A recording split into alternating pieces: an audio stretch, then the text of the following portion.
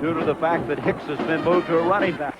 The game you're watching in Columbus, Ohio State, 14-13 over LSU, and we'll have the second half of that game shortly. Meanwhile, you may know of a special college football story in your town. Well, stand by, because you never know when we'll come up to you somewhere and say, tell us your story, because you are on campus camera.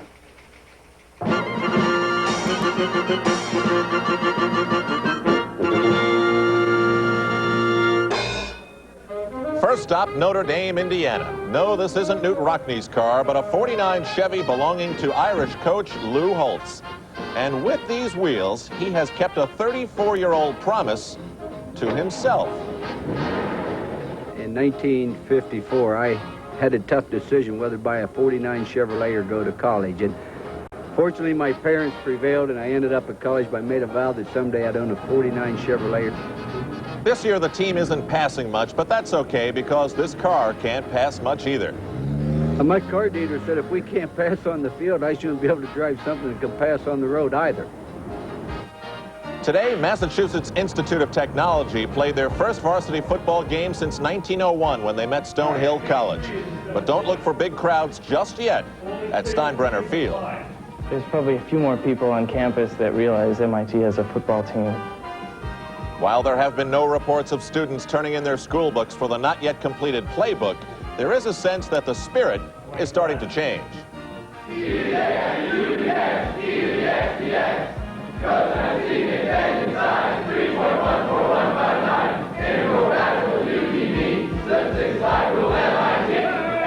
See, after we beat Stonehill, I think we're just going to go for Miami, go for the #1 spot. As we speak, MIT is analyzing the statistics of their 29-7 win over Stonehill today, but I don't think Miami has to worry. We'll continue on the Prudential Halftime Report in a moment on ABC. For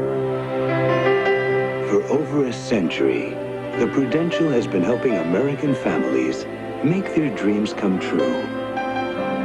With rock-solid protection and guidance toward a brighter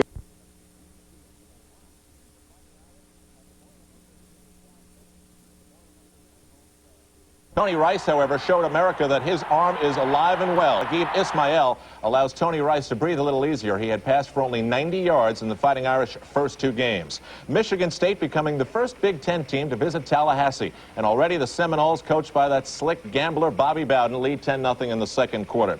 Tennessee 0-3. Johnny Major's team is struggling again. Looks like it could be 0-4. For in the fourth quarter, Auburn's Tigers' 5th-ranked lead 31-6.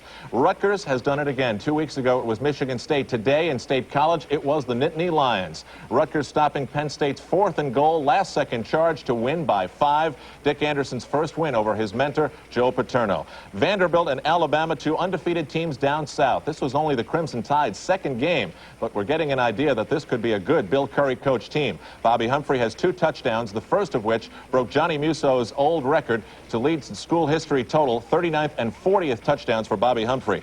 Florida's Emmitt Smith led the way in the 17-0 victory over Mississippi State, an important SEC game in which Emmitt Smith had 164 yards, 2 touchdowns, his 7th consecutive 100-yard game, and a 96-yard touchdown that was the longest in school history.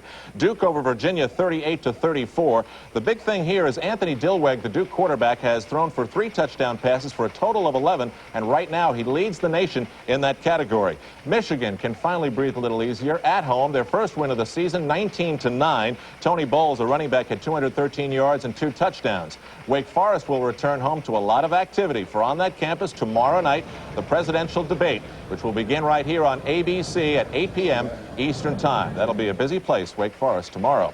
Iowa struggled mightily at the hands of Iowa State, needed an interception really in the closing seconds to shut down a charging Cyclone team. Iowa should be colored black and blue, not black and yellow, as they win by only a touchdown. Indiana and Missouri, as the Hoosiers try to become the only undefeated Big Ten team, and right now in the fourth quarter they lead the Tigers by a touchdown.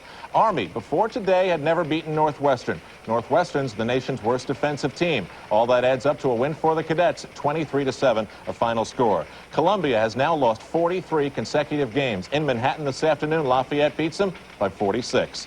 Oregon State and Colorado, as the Buffaloes look to move into the top 20 for the first time in 10 years with a win. It is a final. They win by a touchdown, and we'll see now if they do move into the top 20. Wyoming and Air Force means a lot of points. And just moments ago, quarterback D. Dallas of Air Force scampered for 68 yards. You know he's so good on the ground. And Air Force leads Wyoming's Cowboys 45-38. Syracuse at home in the Dome, upstate New York, 35-0 over Virginia Tech. That is a final. The ACC's only ranked team, Clemson, currently 12th ranked, had an easy time with Georgia Tech today, 30-13. Tech coach Bobby Ross is still looking for his first ACC win. He's in his second season. As you see in the second quarter, Howard Schnellenberger's Louisville Cardinals lead the Tar Heels by 10 in the second quarter. Kentucky over Kent State by a big score, 38-14.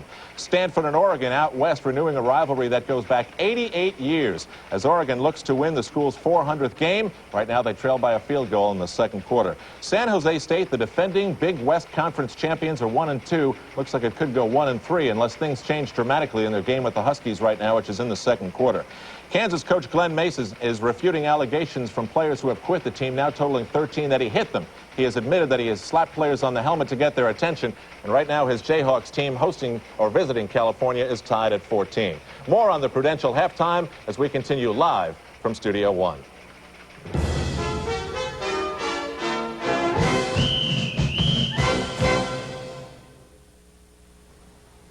Soar beyond your expectations. Today, the Prudential can show you a new world.